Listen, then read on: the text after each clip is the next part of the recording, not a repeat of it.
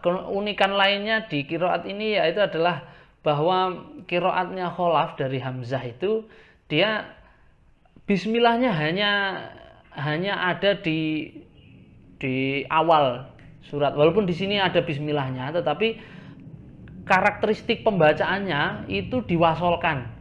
Jadi antara surat satu dengan surat selanjutnya itu diwasolkan. Alaihissallahu bi ahkamil hakimina qra bismi rabbikal ladzi khalaq. Jadi qiraat Khalaf dari Hamzah ini menganjurkan untuk mewasolkan bacaan dari surat sebelumnya ke surat setelahnya.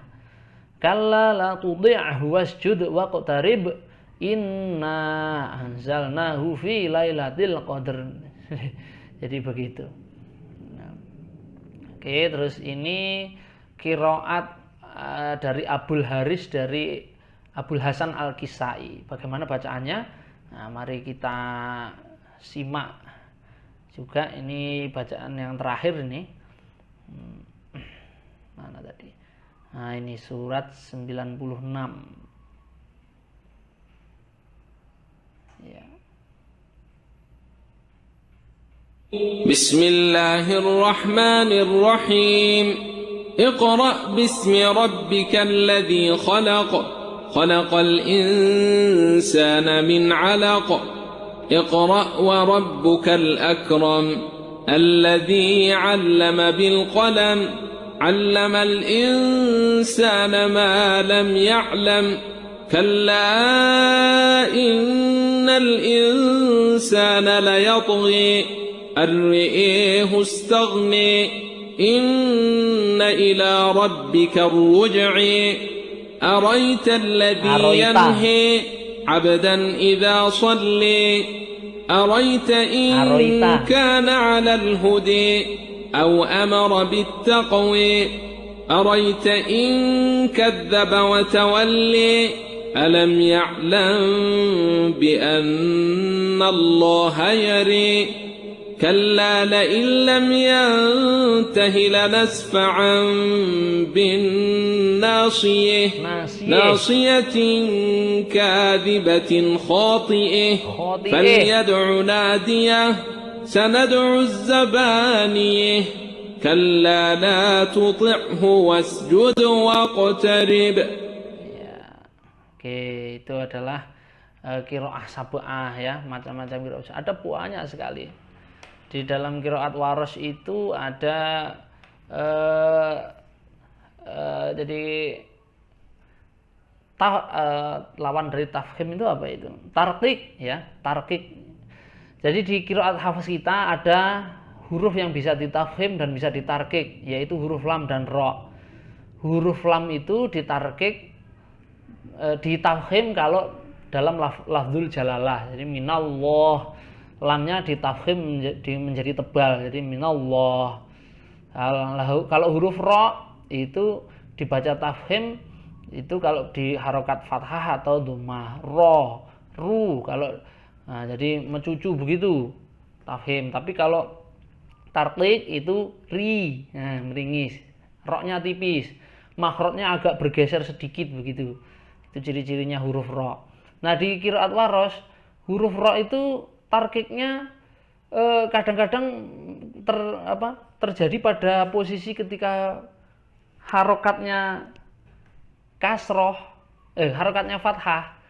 Kalau dia jatuh setelah kasroh, contohnya kita membaca wabil akhirati hum yuqinun, maka orang Warsh mengucapkannya wabil akhirati hum yuqinun. Nah, inilah.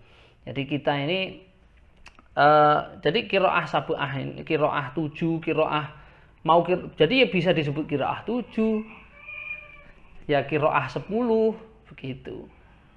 Ya.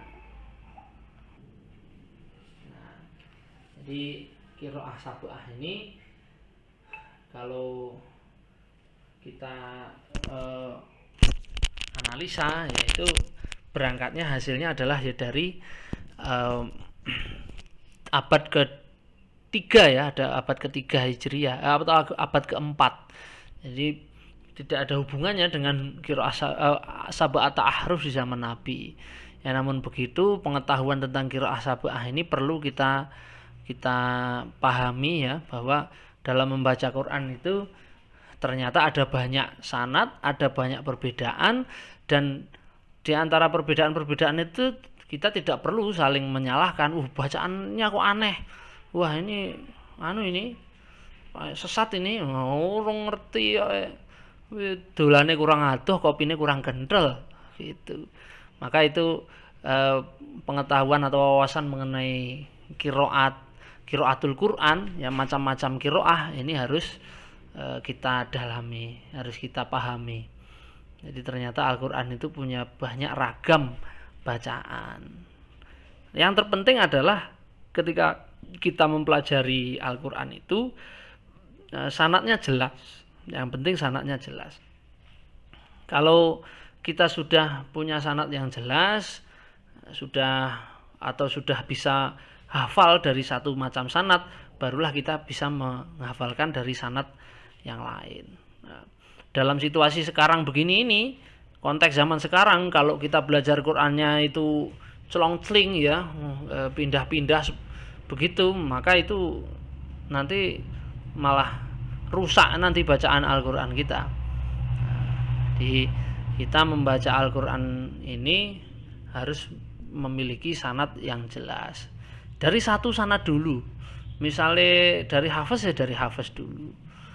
Dari kalau misalkan dibesarkan atau belajarnya di qiraat waros ya waros dulu, baru nanti hafiz. Nah, itu macam-macam pengetahuan yang bisa kita pelajari pada kesempatan ini. Baik, saya rasa itu saja. Nanti kalau ada pertanyaan-pertanyaan silahkan di inbox atau didiskusikan di komen YouTube juga bisa, di komen di kelas di grup juga bisa, atau langsung japri ke saya di nomor di bawah ini. Baik, terima kasih. Kurang lebihnya mohon maaf. Wal afu minkum. Assalamualaikum warahmatullahi wabarakatuh.